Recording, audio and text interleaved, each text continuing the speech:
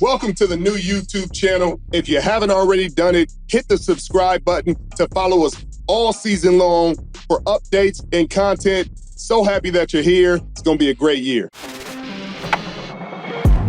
Welcome back to the Richard Sherman podcast. Back for another year. I'm sorry for the hiatus, but we're ready for an incredible 2024-2025 season. Mitchell, how have you been?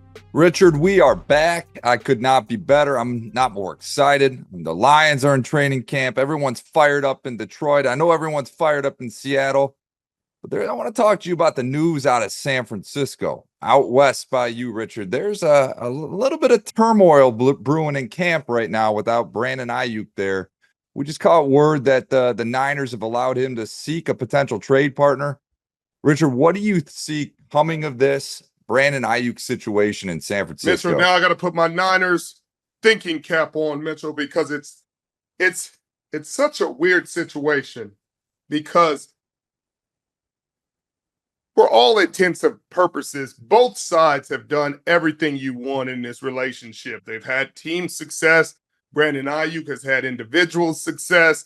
They drafted him in the first round. He's done everything you expect a first-round receiver to do, been very productive, coming off his most productive year with multiple quarterbacks, been relatively healthy throughout most of his career. You can't be mad at him if you're the 49ers. And if you're him, you really can't be mad at the 49ers. They gave you a legitimate chance on a championship contending team for your entire career. It's been a magnificent career so far. But it just doesn't seem like it's going to have that happy ending. It's going to have one of those endings that just leaves a bad taste in everybody's mouth. And it's nobody's fault. Brandon did everything he's supposed to do. He played well. He's a great teammate, great person, great individual, great everything. San Francisco has done right by him, been a good organization, put good teammates around him, kept great structure. Not a lot of volatility in terms of the coaching staff or the front office. It's been pretty consistent from both sides. But at the end of the day, we knew this point would come for the San Francisco 49ers. You can't pay everyone. And you've already paid Nicholas John Bosa. You've paid Debo. You've paid Christian McCaffrey again. You've paid George Kittle. You paid Trent, who's back at the table for a little bit more off of it. You paid Charvarius Ward, who you got from the Kansas City Chiefs. You paid All-Pro Fred Warner. You paid Drake Greenlaw. They have done everything they can to keep this incredible team together, Mitchell, but I just don't see it working out in a way that Brandon is happy and the 49ers are happy either way. If he leaves, they're both going to be unhappy. If he stays, I think they're both happier than if he leaves. But if he leaves, he likely gets the most money he could possibly get. He likely gets his $30 million that he's seeking. He gets treated like a true number one receiver. He gets targeted that way. He gets game planned that way. He gets all the acclaim that comes with being a number one receiver. But it's likely a less competitive team. It's a less competitive quarterback situation. It's a less competitive offensive structure and stability in terms of just having a championship culture that you're used to. So I think at the end, he'll get that. I mean, last news that was breaking was it was between New England and Cleveland. Those were the offers that the San Francisco 49ers felt were viable for them to trade Brandon Aiyuk, and they're leaving the ball in his court to make a decision based on those teams. But Mitchell, I don't know if I'm taking either one of those options. And for the San Francisco 49ers, I don't think either one of those options give you help right now, unless you're getting Matthew Judon. And, I keep hearing Kendrick Bourne coming back to San Francisco, which would be fine. If you said Matthew Judon, Kendrick Bourne in the second round pick, I think San Francisco would take it, But if you're not saying something like that, I don't really see it working out. And that really doesn't fill the void that Brandon Aiyuk would create. You'd have to fill that by committee. You obviously the rookie Pearsall is going to have to do his part. Debo is going to have to do a lot more. Kittle's going to have to be relied upon. There's only one ball to go around for all these playmakers. So, it's kind of addition by subtraction because you just put weight on all the rest of these shoulders. But for Brandon, how well do you fit in New England? Obviously it's a new coaching staff. This isn't the Belichick regime. This is a new regime, a new culture, a new everything, but it's still a young quarterback. a lot of unknowns there, a new offense, unknowns there, instability at offensive line for New England. I don't know. Then you go to Cleveland situation, and I'm hearing that it could be Amari Cooper and some picks, which I just, again, he fits in some ways to Shanahan's offense, but in other ways he doesn't. I mean, Brandon Aiyuk blocks his butt off every single play. Mitchell, I mean, you've seen viral clips of him blocking 60, 70 yards down the field against the Pittsburgh Steelers and in numerous other games. And that's just the culture in San Francisco. That's something Amari Cooper would have to adjust to. I don't, no offense to him. I don't remember ever seeing a clip of Amari Cooper blocking 60 yards down the field, Mitchell. And again, how much does that help you right now in San Francisco with the adjustment, some of the injury history with Amari, some of the other concerns that teams have had over the years? I just, it's just one of those situations where I don't think anybody feels great about it right now. I think he should be in San Francisco. I think both sides feel better if he was in San Francisco. It just doesn't seem like it's going to work out that way. Well, Richard, San Francisco has been knocking on the door of the Super Bowl for the last 5 years, and let's not sugarcoat things. Without Brandon Aiyuk, this offense is different. And as you said, it's a good problem to have, I guess. You have a surplus of elite level talent. I mean, most top 100 players in the league, I believe they got 9 on their roster right now, which is unbelievable. And ultimately, cap space is going to eventually become an issue. Brandon Aiyuk is a part of this puzzle that makes the offense go round. You saw this team without Deebo Samuel last year. Imagine them without their deep threat. They're going to be leaning heavily on the rookie. And then, Richard, around the corner, what we see next year, this lotto ticket they got in Brock Purdy, they're going to have to pay it. We just saw Jordan Love get $220 million. Tua, 212.4. Trevor Lawrence, 5 for 275. And Jared Goff, 4 for 212. I mean, Richard, we're going to be looking in the 50 a year market for a guy named Brock Purdy. What's next for this team? Is this the beginning of the end of this championship window for the San Francisco 49ers? It was already there, Mitchell. The writing was already on the wall last year. They made another Super Bowl run. And I think they'll have a chance to make it. I think they'll need a little bit more luck this year. The balls to bounce their way to make it again. But they still have an incredibly talented team, as you can see by the 9 players on the top 100 list. But you have to make a decision somewhere. There has to be some give and take somewhere. And it looks like the fat that they shave is going to be Brandon Aiyuk, and they're going to try to make it up in other ways. But again, like you just said, Brock Purdy is going to need 50, Mitchell. It's going to be closer to $60 million. If you're paying Trevor Lawrence $55 million without a lot of playoff success, Mitchell, all you're basing that off of is projections because he has not won in this league.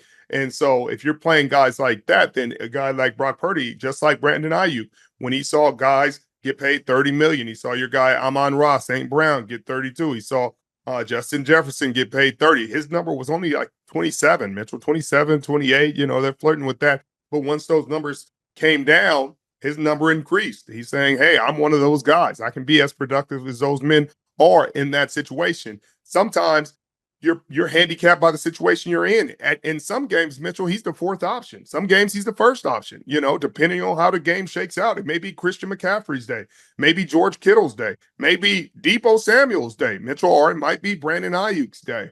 You never know. I mean, in the Super Bowl, it was not any of their days. It looked like Jawan Jennings' day, and in an offense that spreads the ball that much, it's really tough to justify paying somebody 30 plus million. And I know that's what the San Francisco 49ers are up against, but that's not Brandon Aiyuk's problem. That's not his problem. He's saying, hey, I'm productive. I'm one of the best out there.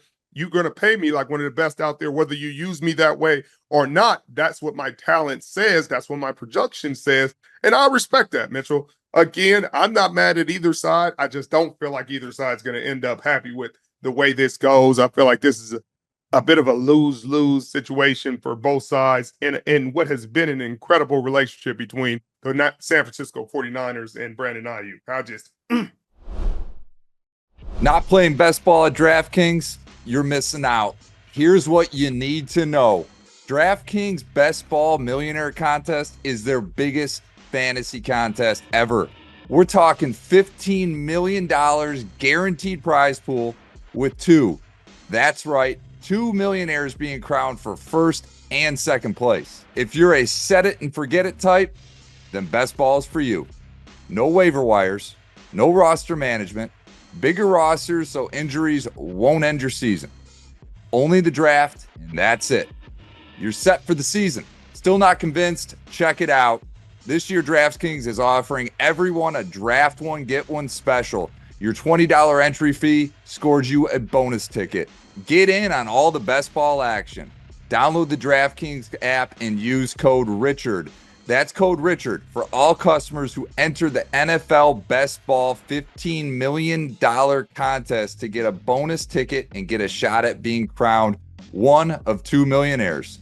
Only on DraftKings. Well, Richard, let's stay in the NFC West and let's go to your home, Seattle. The Seattle Seahawks got a new head coach. We've talked about that, in our offseason episodes. Mike Macdonald. What have you heard? I mean, what has changed culturally? Has anything changed in Seattle? Like, what are your expectations going into the preseason games here with Seattle? Well, again, Mitchell, let me change my thinking cap and put my Seattle thinking cap on.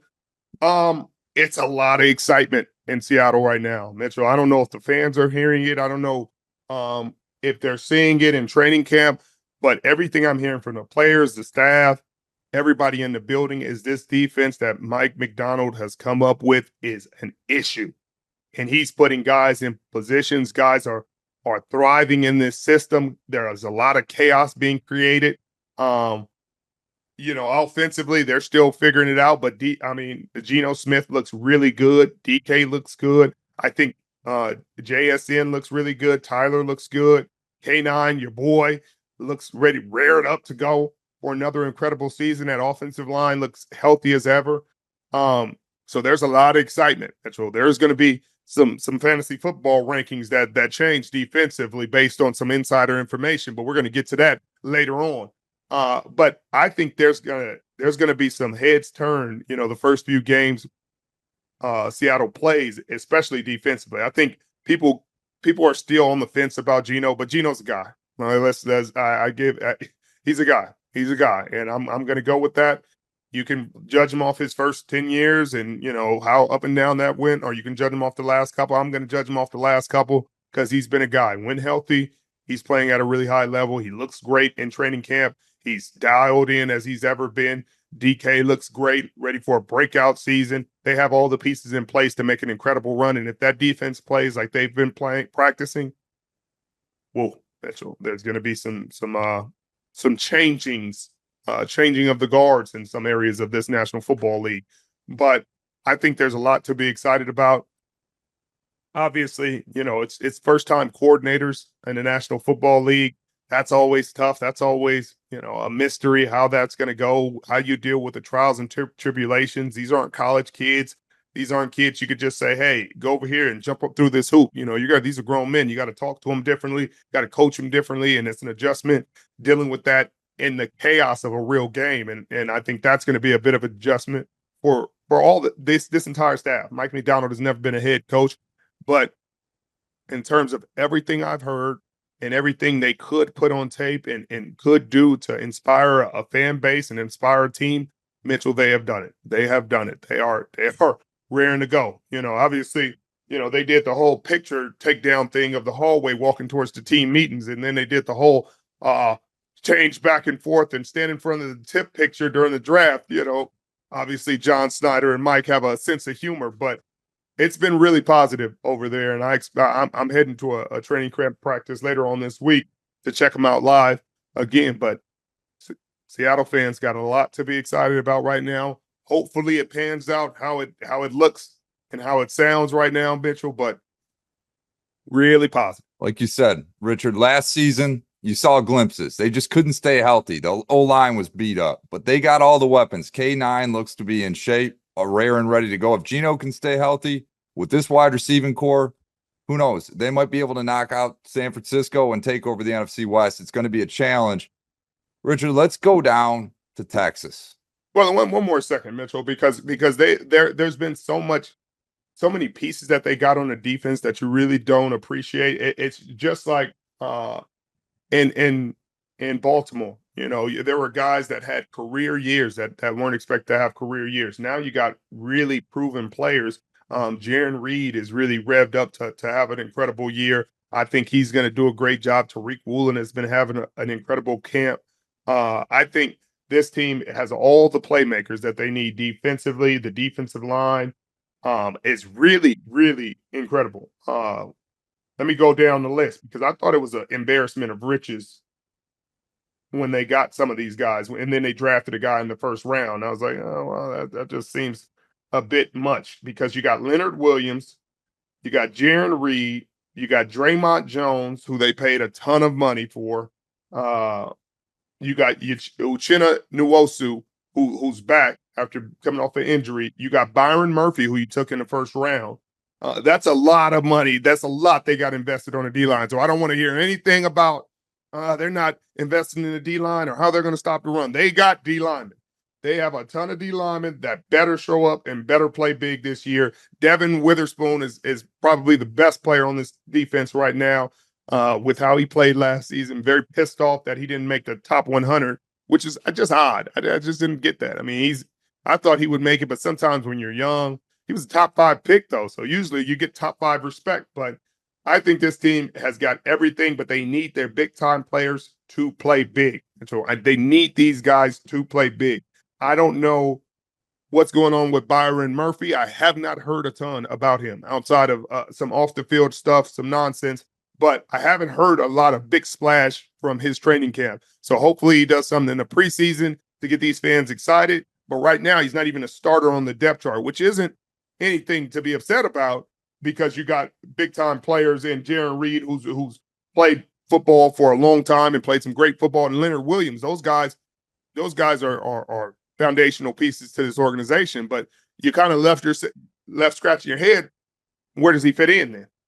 That's one of the things the questions that are going to have to get answered over the next couple of weeks of why'd you draft this kid when you just paid all this money for Draymond Jones, Jaron Reed, Leonard Williams, and then you draft a kid that is going to back these guys up? I don't know.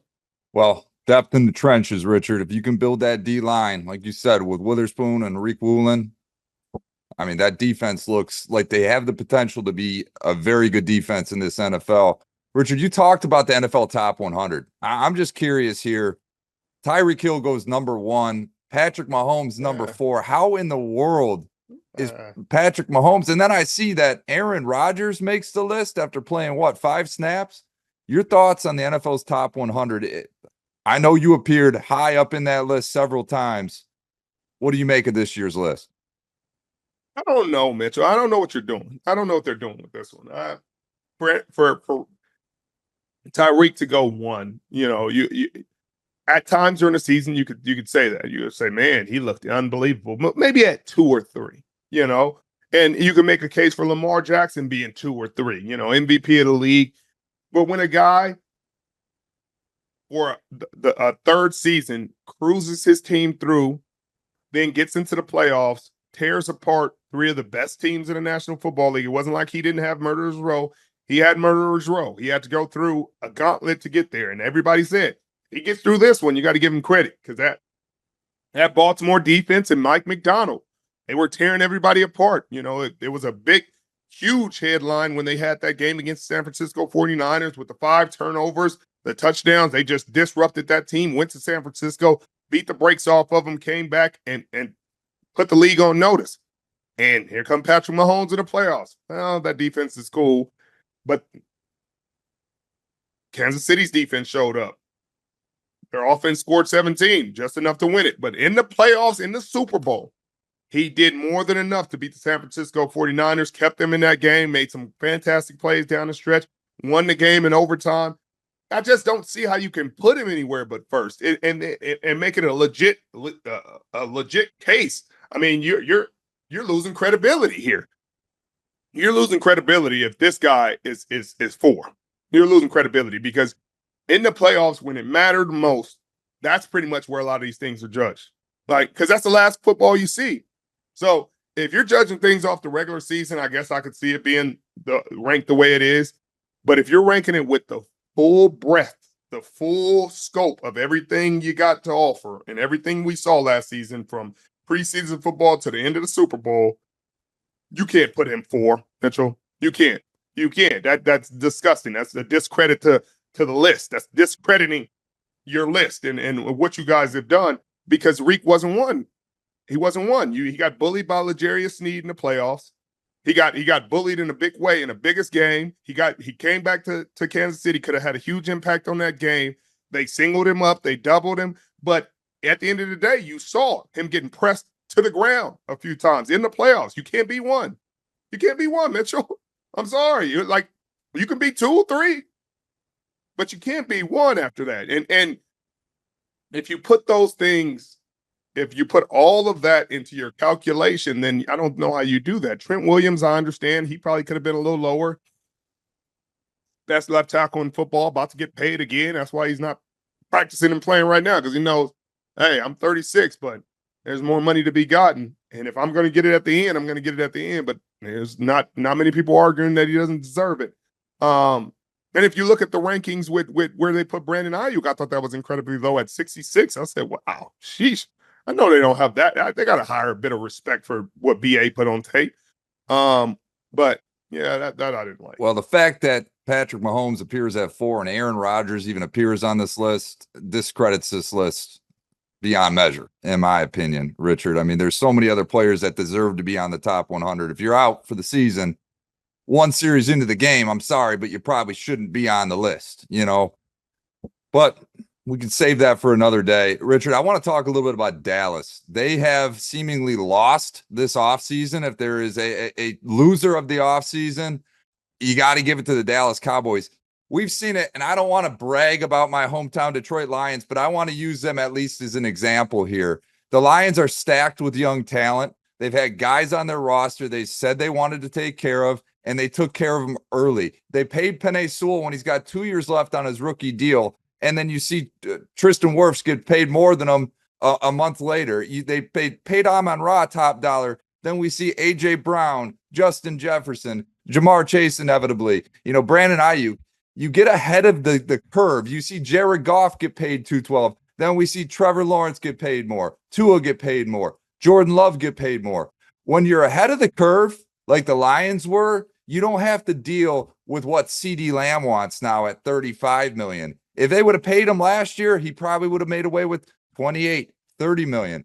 They've done this year after year after year, and now Dak wants his payment. Then they're going to have to pay Micah Parsons and Dexter Lawrence and all these guys, Richard. How much did they fumble this offseason, in your opinion?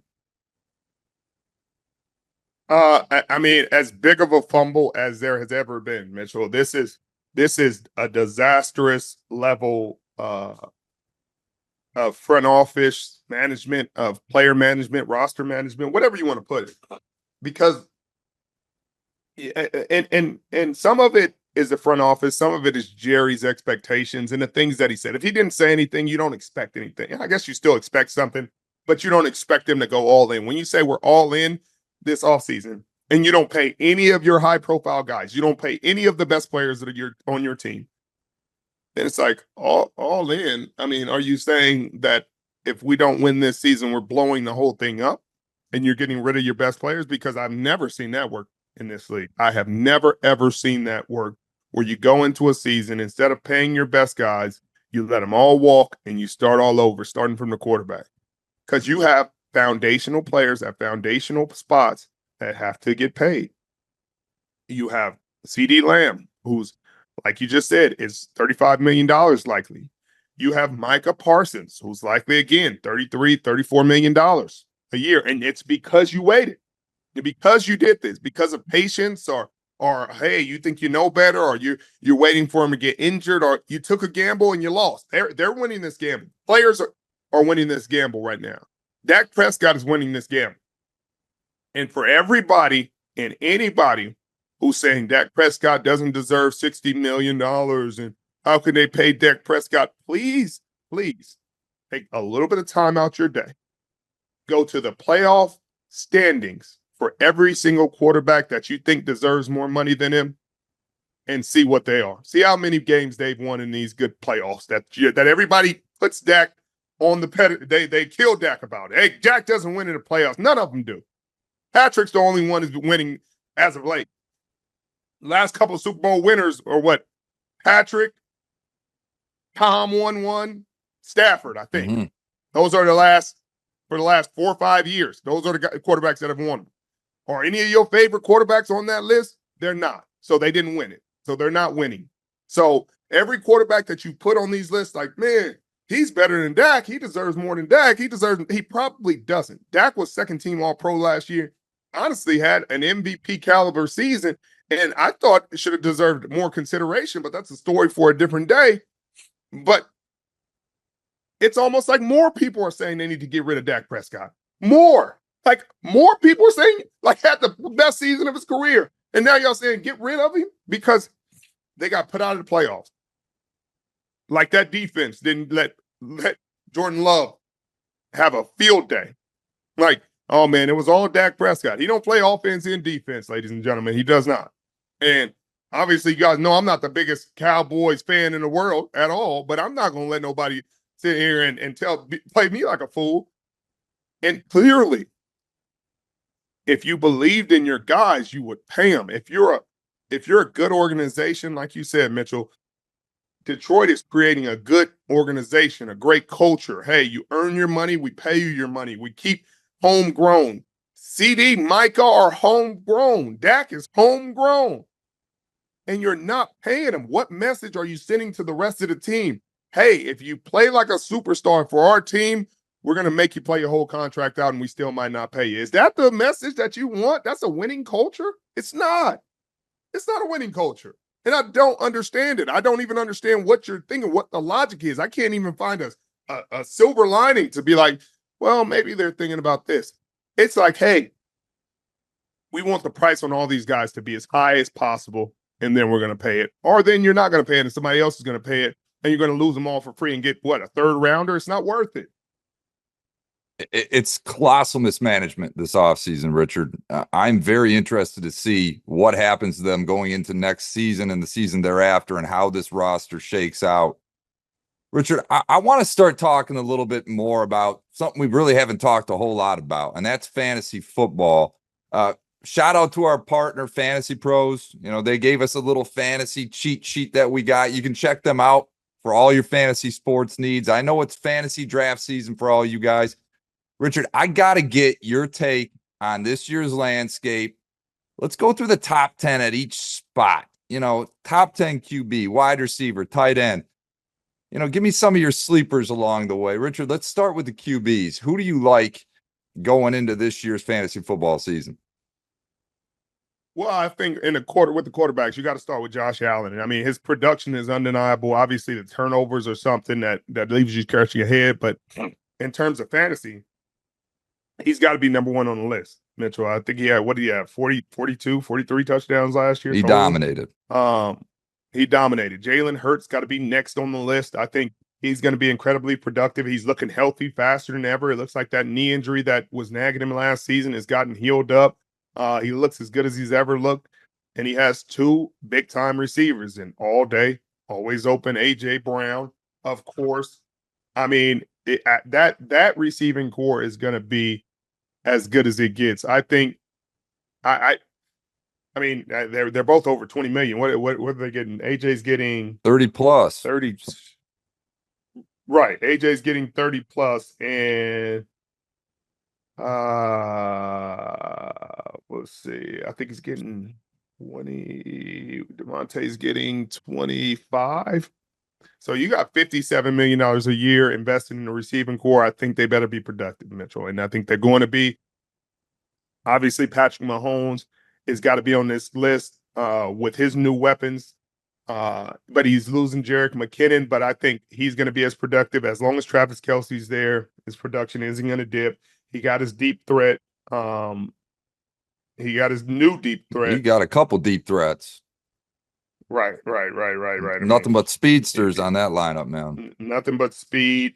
Rashee Rice should be hopefully, he gets over his legal issues and he'll be really good. That offensive line is going to be even better this year, even healthier. Xavier Worthy looks. I mean, every time you look up and see a highlight of him, he's freaking running down the field by himself. And of course, Patrick can get it there. I think fourth, you got Lamar Jackson coming off an MVP season, is going to be production. I think he's going to have to. He's not going to need to be as productive because they got Derrick Henry now, and he can just turn the ball, hand it off to Derrick Henry 15 to 20 times a game, maybe more in certain situations, and take some of the load off of his back and put it on somebody else. I think CJ Stroud is the next one on my list. He's a guy. He's a guy. He's a guy, and he's going to be even more productive with Diggs, Nico Collins, Tank Dell coming back healthy. I mean, these guys, it's going to be a fun team to watch. I'm excited to watch that. They got Anthony Richardson in there. I just don't know. There's too many unknowns for me right now. Anytime a kid is spending his days dipping his shoulder in the National Football League and he plays quarterback, I don't expect his career to go great. Unless he changes that this year, and that'll change his fantasy outlook because he had rushing touchdowns this year. He's going to have to throw the football a lot more and stop putting his body in harm's way. And I think that lowers his fantasy value. So I'm going to take him out of my top 10, put CJ Stroud up. I'll accept Tyler being at 10. I'm not going to accept him being at 7. Because I don't think they have enough offensive weapons. I don't think the offensive line is there. I think they are going to run the ball well. They did it last year, and that's when they had the most success as a team, is when they ran the football. I think Joe Burrow has to be there because Jamar Chase. I mean, they lose Joe Mixon, but they're still going to be a team to be reckoned with. Dak Prescott, of course, needs to be there, and Brock Purdy, regardless of how all this shakes out, he's going to spread the ball around as he has in training camp. He's going to have an abundance of playmakers to get the ball to, and they're going to make him look good, whether he's throwing 5-yard passes or 50-yard passes. So I think you got to put him in there. An honorable mention at 11, you got to put Jordan Love, because I think he's making those receivers look really good, and they were really great when they were young, and they're going to be even better this year. Richard, quarterback's one of those positions you can generally wait later in the draft to pick, unless you want a guy like a Josh Allen or Jalen Hurts. We've seen it in years past, not too often, but looking back to Cam Newton's rookie year, he took over the fantasy football world, probably went undrafted in most drafts, went late rounds. Do you think there's a quarterback in this rookie crop that could have a similar season? I mean, we got Jaden Daniels as a guy that got wheels, Caleb Williams, here's this highly touted guy out of USC with a ton of options for the Bears. Do you like either of those quarterbacks? Do you think that they could make a CJ Stroud-like effect in the fantasy football world? No. It's unfair to compare anything to a kid like CJ. It was so rare. Even the great quarterbacks don't have rookie years like that. I mean, we can go down the list, but I think Caleb has a chance to be really productive just because of what they put around him offensively. They put a lot of he has 2 veteran receivers, and you can't really beat that. Keenan Allen gets open in the phone booth, and he's been really good for a long time, so you expect him to be productive. Rome Odunze, they drafted. I think he'll be really productive. I think he's going to be a big-time receiver, and I thought he would go higher than what he did in this draft. And then they got DJ Moore. And then they got DJ Moore. I could not think of DJ Moore for my life. Yeah, DJ Moore was really productive last year, turning a little bit into a lot with less than adequate quarterback play. So I think he's set up for success, but the expectations may be too much. He was kind of volatile at USC, especially against higher caliber talent. Go look at the Utah games, the Oregon games, the Washington games. He didn't look like the same guy he did against the other teams. So we'll see, though. I don't want to bring weather into this, but generally fantasy football playoffs are later in the season. When you got a guy playing outside in the windy city, those unpredictability of the weather can play a huge role down the stretch. Richard, let's bring it over to the running backs. I know you love the guy on top of this list, Christian McCaffrey, but who slots in behind him? Everyone loves Breece Hall now that Aaron Rodgers is there, but then you look at last year's rookies, Bijan Robinson and Jahmyr Gibbs, my guy. Like, where do you stack up this top 10 at the running back position? You know what? I'm with everything you're saying right there. I think Breece Hall should be second on this list. He's just so explosive, Mitchell. He's so explosive. And if you put any kind of pass game around him where the defense has to take 8 out of the box, he's having a field day. I mean, he was averaging 10 yards a carry at points last year.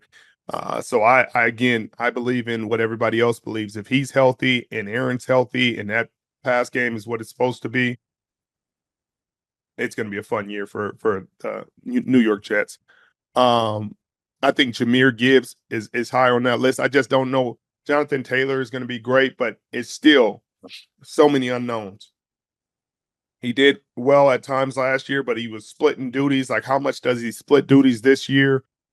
That's a big question mark. So I'll have him at 5. I'll put your boy Jahmyr Gibbs at 4. I'll put Derrick Henry above Saquon just because I think they're going to depend on him and lean on him more than Philly's going to lean on Saquon. I think they're going to lean on their quarterback a lot more. I think they're going to lean on Jalen Hurts, and they're going to pass the ball, get it in their playmakers' hands. They're going to run the RPO game, but they're not going to just sit there and lean and play in and play out on what Saquon has to give. I like Kyron Williams at 8. I think he had a really good breakout season for the Rams last year. He's gonna be even better this year. Better scheme, better team, more consistent carries. I think Travis Etienne is fantastic, but I think Isaiah Pacheco gets more carries this year because Jet McKinnon's out. I mean, Jerick McKinnon out of the lineup, he took a lot of his carries, especially in the red zone. I think with him out, he gets a lot more of those red zone carries, those 2-3 yard touchdowns, those screen plays, those flat routes. That'll be 4 or 5 extra touchdowns for Isaiah Pacheco, and I think that moves him up the list this year. Richard, I like it. Over the last couple of years, I don't want to give myself too big of a pat on the back here, but I've made some preseason calls, and I got some sleepers for you that I want your opinion on. 2 years ago, it was Tony Pollard. This past year, It was Sam Laporta. And this year in the running back position, and anyone that plays in the fantasy football league with me, just please do not select these guys. These are my late round flyers. Right now, Chase Brown for Cincinnati, second-year runner out of Illinois, toted the rock a ton at Illinois, led that team to a top 25 showing, which is unheard of with the Illinois football team. But Richard, Joe Mixon is gone, and I know they brought Zach Moss in Cincinnati, but this is a guy that catches a lot of balls out of the backfield. I think he can be very productive, and I think once he gets hot, he can be an every down back. I like Chase Brown is a later round flyer. Right now, they got him ranked 34th on their list at Fantasy Pros. And the second one I like, and the only reason I like this is because the team that he's on really did not do much to address the running back room, is Rico Dowdle with the Dallas Cowboys. I mean, I know Zeke Elliott's back there. I know, that they're going to bring him back as their number one acquisition, but let's be real. I mean, Ezekiel Elliott's not the same runner he was 3-4 years ago. I think Rico takes advantage of this opportunity and becomes kind of this year's Tony Pollard, where he's stealing touches, stealing third down carries, and he's going to become someone worthwhile in the fantasy football ranks. Richard, your thoughts on those two, because I got to be right on one of them. Mitchell, I can't lie. I thought about the Rico Dowdle situation a little bit, and I just don't think that's a good situation for anybody. I don't think he's as good of a receiver out of the backfield as they're going to need him to be. I don't think he's an every down back. And so I'm not as high, but Mitchell, you have been 2 for 2. So it's very hard to doubt you right now. And so I'm going to give you these picks. I don't have any real late round sleepers or sleeper picks right now. You got to go with what you know. And, I'm a proven commodity kind of guy, Mitchell. So we'll get back to your sleeper picks, and we'll check that at a later date. I appreciate it. And see how and we're gonna keep tabs. There's no question about it. Let's move on to the wide receiver position. There's a lot of talent. These guys typically go very high in drafts with the PPR models.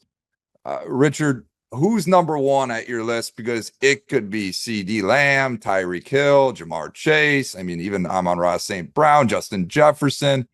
Who do you prioritize number one at receiver this year? I mean, I think you have to, but it just depends on how this situation pans out for CeeDee Lamb. Because that's going to tell a lot of the story. If CeeDee Lamb's situation pans out where he gets paid and he feels comfortable, obviously he's going to have to play this year. But I think he's number one overall right now. They don't have another established two. I think it's Cooks right now. Tolbert, you hear good things about coming out of training camp. But CeeDee Lamb is going to get at least 10 to 12 targets a game. He's going to be their go-to a third down, red zone situations. He's going to get the ball a lot. I think Tyreek is the same way, but he's going to get a lot more attention, and certain teams have found answers for him. A lot more guys are going to attempt to press him. Now that they've seen what L'Jarius Sneed was able to do in the playoffs, not that everybody is L'Jarius Sneed and can get that done, but there are some young, hungry, underrated, little scrappy nickels out there that will get up there and stand toe-to-toe with anybody, and I think there are going to be more watching that tape for what L'Jarius Sneed was able to do and finding answers to things they didn't have answers to before. Obviously, Jamar Chase in Cincinnati, he and T. Higgins are going to do a great job, but, a lot of that depends on how healthy Joe Burrow is throughout this year, what they can do offensively, losing a little bit of that coaching firepower, I guess, losing Joe Mixon. So we'll see. Justin Jefferson, without Kirk Cousins going to Atlanta. So whoever starts there, whether it's J.J. McCarthy or your boy Mitchell, if he starts, I mean, Kyle Shanahan is going to get, they're never going to give him coach of the year in a situation like this, but to develop a guy to go start somewhere else. And I've heard nothing but fantastic things coming out of the Vikings training camp about Sam Darnold or Nick Mullins. Of course, Nick Mullins, Mitchell. Sam Darnold. No, but Sam has been throwing dimes. Sam Darnold has been throwing dimes. He's been really efficient. Obviously, JJ. I didn't know how tall JJ McCarthy was. I didn't realize he was as tall as he is. But there's been positive raving reviews. Obviously, you get into game time, it may be totally different. But Kevin O'Connell in that offense is something that has been productive regardless of who's been at quarterback. They've been able to draw it up for Justin Jefferson. So I think he's going to have another great year. Your boy Amon-Ra St. Brown still is under Ben Johnson's tutelage for another season with Jared Goff, who's played in really good football. They have such a great rapport. Sam Laporta is going to have another great season that may take some of the attention off of Amon-Ra. Usually get paid like that. You're getting double team. You're getting bracketed, cover two, things like that. But you're not going to be able to do that with a good tight end moving and Jahmyr Gibbs out the backfield and creating other matchup issues. I think Garrett Wilson moves up the list a lot there and plays the whole season. I think he has a 1,400 yard season, maybe 16 touchdowns, because if he can develop the kind of rapport or even 50% of the rapport that A-Rod had with Devontae Adams, it's going to be a fun year for him. Obviously, Puka Nacua, I think he comes back to earth a little bit this season. Mike Evans is going to have 1,000 yards. That's just what happens. Water's wet, the sky's blue. Mike Evans, 1,000 yards. I think Tyshawn Debo Samuel is going to have a really good season, really productive, especially with the Brandon Aiyuk news. They're going to give him the ball more, throw him the ball more, find him more on third downs. So I think that's the list. I feel comfortable with it. Well, you left off the rookies. Marvin Harrison Jr., that situation with Kyler's finally got a number one option for him to throw the ball to. We'll see what happens there. But I'm going to throw a couple other dark horse sleepers your way, Richard. This situation in Buffalo is a weird one because you want to talk about a team that's lost a ton of talent Josh Allen, here he is, the number one fantasy ranked quarterback in the league, but everyone's questioning where he's going to throw the football. He's obviously got the tight end, Dalton Kincaid, who I really like. I think he could be a true candidate for TE1 overall.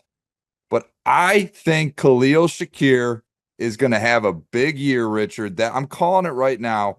This guy is a dark horse sleeper, Puka Nacua type version for the Buffalo Bills. He made a handful of big plays down the stretch when he was called upon, when Stephon Diggs kind of looked checked out there. Richard, what do you think about the Buffalo Bills receiving situation? Who do you like? Do you like him? Do you like Keon Coleman? They got Curtis Samuel. Who's the guy that's going to be getting the ball in Buffalo? I mean, I think you got to go with Khalil Shakur initially, but the way Keon Coleman, I mean, he's made a lot of headlines outside of the football field, so hopefully his game speaks as well as he has. But I mean, it's question marks. It's all question marks. I can say whatever I want, but it's nothing proven, Mitchell. It's no proven 1,000-yard receiver, no proven 1,000-yard tight end, no proven, and that's the way defenses are going to treat them. Nobody's going to give them respect in that way. They're going to press them. They're going to blitz them. They're going to put a lot of pressure on Josh Allen to beat him. They're not going to give these receivers cover 2, cloud, cover 3, any of these coverages. They're going to be man pressured a lot more than they've ever been pressured or zone pressured, because these guys just haven't shown that they're NFL receivers. Obviously, Keon hasn't had a chance to, but you got Marquez Valdez-Scantling, who had certain plays throughout the season where he looked really good in Kansas City, and then you had plays where he dropped bombs. And so it's going to be it's a lot of unknown. Obviously, the one known commodity is Josh Allen, and this is his chance to have a Patrick Mahomes-esque season when Patrick Mahomes lost Tyreek Hill, and everybody said, hey, he's done. He's done. Tyreek's done. Tyreek's gone. He's lost his big weapon. He's not going to have the same kind of season. And he did. He had an incredible season, an MVP caliber season. What, did he win MVP that year? I want to say he won MVP that year. We'd have to check, but it sounds about right. But I'm pretty sure he did. But this is a kind of not a make it or break it for Josh Allen, but the way they speak about him is going to change if he's not able to have the same success that he had with Diggs without him, because Patrick Mahomes continues to have success, continues to elevate his team, continues to have Super Bowl success without Tyreek Hill. Can Josh Allen have that same success without Stephon Diggs? To be seen. The second one I like, my sleeper candidate, is a former first-round pick playing for my Detroit Lions. Jameson Williams, Richard, has been blowing up training camp. They're saying he looks faster, stronger. He's finally healthy. The first time going into camp, he's actually healthy. He dealt with the suspension last year coming into the season. They lost their number 2 in Josh Reynolds, and they really didn't add anyone else to the receiving core. They're banking heavily on Jameson Williams. I think if you're going to take a flyer in the 8th round in that territory, Jameson Williams is a guy that could bring a lot of firepower late, Richard. Your thoughts on JMO? You think that he's going to add an extra dimension to this Lions offense? No question. No question about it. I mean, at times last year, you could see it. You could see him adding a different dimension. Just at how easily and how effortlessly he makes it look as fast as he's going. I think he's going to be a fantastic addition, especially if he has a full season, full training camp, full all season under his belt. It's going to be fun to watch. I think Drake London and Kyle Pitts out in Atlanta are going to be sleepers. If you believe in Kirk Cousins, then you got to believe in those two guys, because Kirk Cousins is going to be productive, and those two guys will be a lot of the reason he is productive. Obviously, Bijan Robinson is going to be another part of it, but those are Drake London, I think, is going to kind of sneak into the top 10 at some point or another. I like it, man. I mean, Atlanta players have been tainted so much because of bad quarterback play over the last 3-4 years, and this group that you just talked about, Pitts and London, have all the talent in the world. They just have never had anyone to throw them the football. Mm-hmm. I like both of them. Richard, let's move to tight end. Our friends at Fantasy Pros have Sam Laporta as the number 1 tight end in the league. Your thoughts on this? Is it Laporta? Is it Kelsey? Is it your guy George Kittle, Mark Andrews. Who do you like on this top end tight end line here, Rich?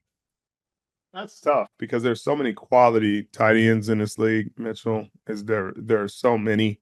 It depends on who you're asking and who you're dealing with because Pat Freiermuth out in Pittsburgh is a guy that was productive at times, really productive. Dalton Schultz in Houston, if he didn't have all those freaking receivers around him, is a guy I would put a lot of stock in. In Las Vegas, you don't know what they have. Right. Devontae Adams is going to get doubled a lot. So does Brock Bowers have a good year? I don't know, maybe, but I think Sam Laporta is in a good spot at one. Obviously, you got to have Travis up there. He and Patrick. Patrick's going to find him. He's going to figure it out. I don't care how long he plays. When he stops, he has a skill set that stands the test of time, and we're not going to disrespect him because he continues to show he can be productive and will be productive. Mark Andrews in Baltimore, we'll see how they do with now Derrick Henry bringing the defense up and causing 8-man boxes and things like that. I think George is going to, again, with the Brandon Aiyuk trade potentially happening, that puts more passes in George Kittle's hands, allowing him to be more productive. Kyle Pitts in Atlanta with again Kirk Cousins, he's going to be more productive, get more passes in the areas he's comfortable with. Dalton Kincaid without Stephon Diggs, he should be the number one option out in Buffalo, and that should lead to production. Jake Ferguson had a really good year in Dallas. I think he only gets better as they focus more on CeeDee Lamb and trying to stop him. And if Tolbert or Cooks can really start to put pressure on the defense, he can find his niche to have an 1,200 yard season. Evan Ingram in Jacksonville, I think Jacksonville comes down to earth. I can't believe in the kid like that. Trevor Lawrence hasn't shown me enough. And I always say this, but he just hasn't. We'll talk about that when we talk about how everybody got paid this offseason, because that was a head scratcher for me. But I think he's going to continue to be productive. David Njoku was productive regardless of who was at quarterback for Cleveland last year. So I think that continues. Well, Richard, this concludes it. I mean, I love talking fantasy football with you. Like I said, we are partners at Fantasy Pros. You guys go check them out if you want your fantasy draft cheat sheets. They got a ton of data for you, whether you're going standard scoring, PPR, half point, auctions, style drafts, whatever you want, they got it. Make sure to check them out. Richard, it's good to be back, my man. I will let you sign us off as we conclude our first podcast of this NFL season. Well, Metro, it was great. I enjoyed it. I appreciate you. Thank you. Appreciate you guys joining us for the first episode of this season's Richard Sherman podcast. We'll see you next week for maybe a special guest or a little bit more information to talk about, because I got to figure out how they giving these quarterbacks $55 million, Mitchell. $55 million. I just but we'll see you next week to talk about that. Stay tuned.